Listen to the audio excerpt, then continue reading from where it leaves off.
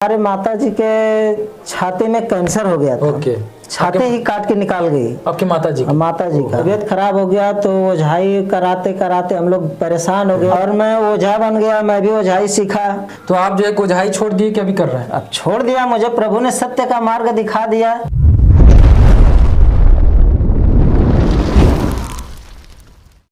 आप सबको जय मसीह की। प्रभु आप सबको आशीष दे। और मैं आपके बीच में एक और गवाही लेकर आ गया हूं और बहुत ही सुंदर गवाही है। और मेरे प्रियो मैं आपको बता दूं कि हमारे बीच में एक भाई आजमगढ़ से हैं और इनके जीवन में परमेश्वर एक बहुत बड़ी काम किया है जो कि आज हम लोग सुनने वाले हैं, देखने वाले हैं। और मेरे प्रियो आप लोग इस वीडियो में बने रहिए। तो सबसे पहले हम भाई का स्वागत करते हैं। जय मसीह की। जय मसीह की। और आप जो है अपनी गवाही को रखिए और लोगों को सुनाइए और दिखाइए कि परमेश्वर किस प्रकार से आपके जीवन में काम किया। तो आप बताइए परमेश्वर कैसे काम किया आपके जीवन में?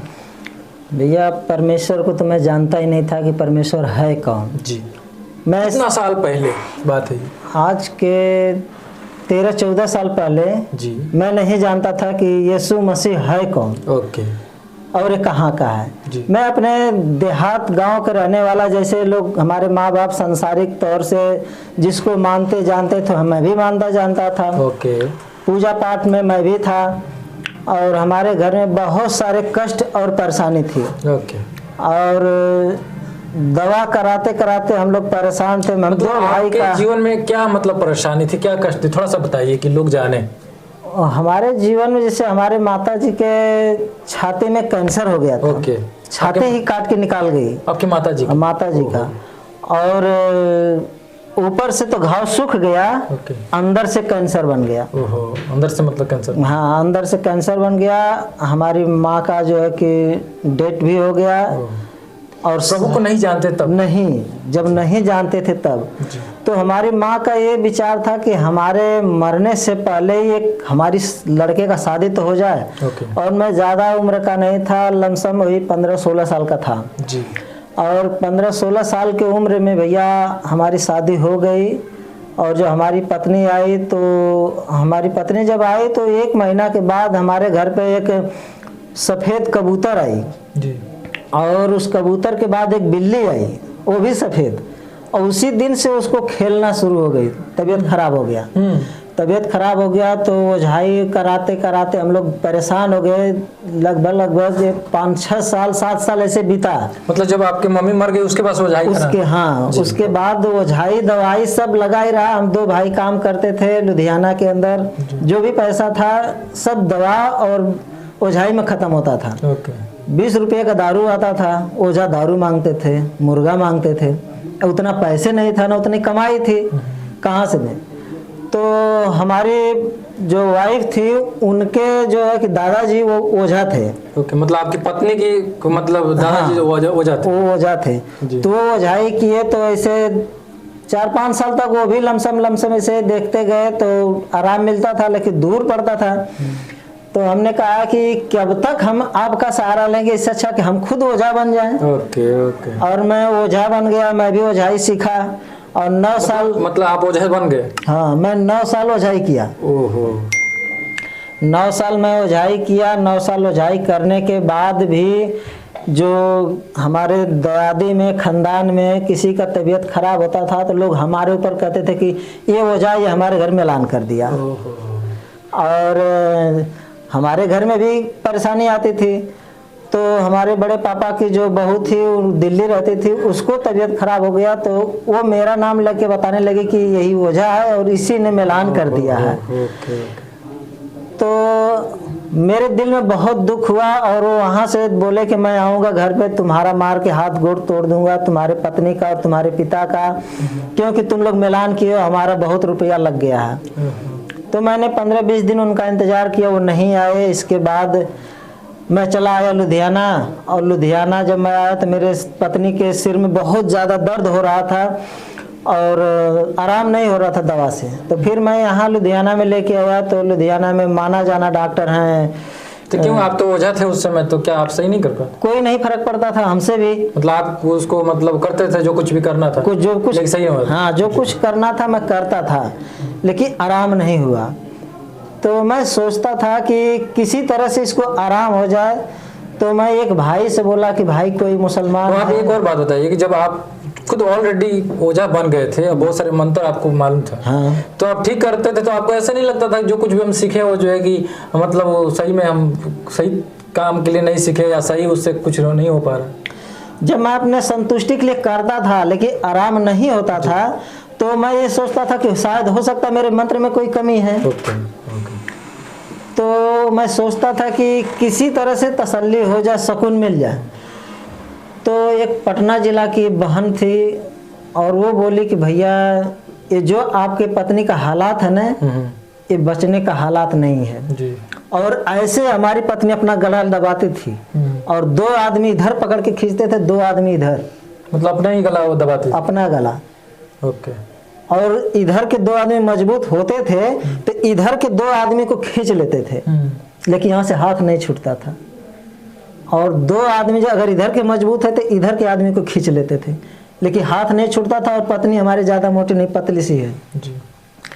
इतना होने के बाद हम दोनों भाई रोने लगे और शैतान जो उसके ऊपर हावी था वो बोलता था कि ये बचेगी नहीं, इससे मेरा वचनबद्ध हो गया है, अब इसको हम लेके जाएंगे, ये तुम्हारे बस का नहीं है कि तू इसको बचा लेगा।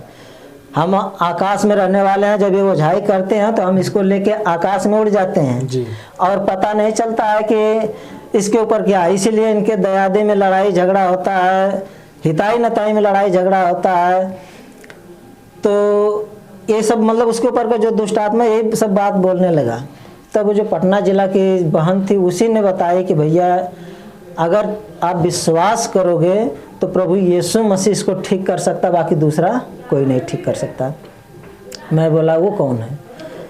बोलते है यीशु मसीह के नाम से प्रार्थना होगा, जो पास्टर हैं वो प्रार्थना करेंगे जी।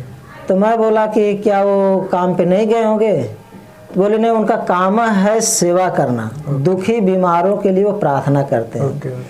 और वो बहन मेरे लिए आज तो मिल नहीं रही है कि मैं उसका कितना धन्यवाद करूं कि प्रभु से उसने मुझे मिलाया। और ये बड़े सौभाग्य की बात है कि उसने प्रभु के बारे में मुझे बताया और उसके बताने की वजह से मेरी पत्नी अब ठीक है। उसके ऊपर जो दुष्ट आत्मा था वो खुद पैर पे गिरा, थूक के चाटा और सारी बातें बताया कि मैं कैसे कैसे इसके पास आया। और तब से मेरी पत्नी ठीक है। हमारे पिताजी को अंदर से किडनी खराब हो चुकी थी और डॉक्टर बोला था कि 1 हफ्ता ज़्यादा से ज़्यादा 1 महीना चलेंगे, ये मर जाएंगे। इनके लिए जाओ सेवा सत्कार कर दो, नहीं तो अभी मर ही जाएंगे। तो हम प्रभु के बारे में तब वो जान गए थे, तो उनके लिए हम लोग प्रार्थना किए और प्रभु ने उनको 2 साल से ऊपर जिंदा रखा। आमीन। और बिल्कुल ठीक ठाक हो करके तो हमारे पिताजी एक्सपायर हुए। ये उसका दौरा भी खत्म हो गया। मैं परमेश्वर का धन्यवाद करता हूँ, उस परमेश्वर का जो जीवित परमेश्वर है। आमीन। तो आपकी पत्नी जो है कि बिल्कुल चंगी हो गई, अब बिल्कुल ठीक है, तो उसी के द्वारा प्रभु में आप आए। हाँ। तो आप जो है ओझाई छोड़ दिए, क्या भी कर रहे हैं? अब छोड़ दिया, मुझे प्रभु ने सत्य का मार्ग दिखा दिया, क्योंकि उसने कहा है कि मैं तेरा हाथ पकड़ लिया हूँ तो मैं कभी तुझे छोड़ूंगा नहीं और कभी नहीं त्यागूंगा। हमारे ऊपर भैया 3 बार पंचायत भी हुई जी। मतलब आपके ऊपर मतलब 3 बार पंचायत हुआ? पंचायत भी 3 बार हुआ कि तुम अपना जाति बदल लिए, धर्म बदल लिए। तो मैंने कहा मैं इतना दुखी, इतना परेशान था तो कोई नहीं आया। आज जब मैं सुख से रहने लगा तो लोग कहते हैं धर्म बदल दिया। जी भैया, जो मैं खा रहा हूँ पहले आज भी वही खा रहा हूँ, जो कपड़ा पहन रहा हूँ वही कपड़ा पहन रहा हूँ। अगर मैं कोई चोरी छिनारा कर रहा हूँ, नहीं किसी के बहन बेटी को गलत बोल रहा हूँ, तो आप बताइए न। बाकी ये पंचायत करने क्या मतलब है? लोगों को तसल्ली नहीं हुआ। ये लोग बोले कि ये सब गुमराह कर दिए हमको, हम लोगों के पता नहीं कौन सा जादू चला दिए, मन फेर दिए। पंचायत फाइनल नहीं हुआ। 3 बार पंचायत हुआ। उस पंचायत में जो इनकाउंटर लोग थे, बदमाश थे, गांव के प्रधान थे, वैसे ऐसे लोगों को दारू शराब पिला करके लाए थे। लेकिन मैं उस परमेश्वर का, जिंदा खुदा का मैं धन्यवाद करता हूँ कि सबके मन और विचार को बदला उसी ने। आमीन। मैं परमेश्वर का धन्यवाद करता हूँ कि आज परमेश्वर ने हमें इस मुकाम तक ले आया और आपसे मिलवाया कि मेरी बात लोगों तक और पहुंचे। आमीन आमीन।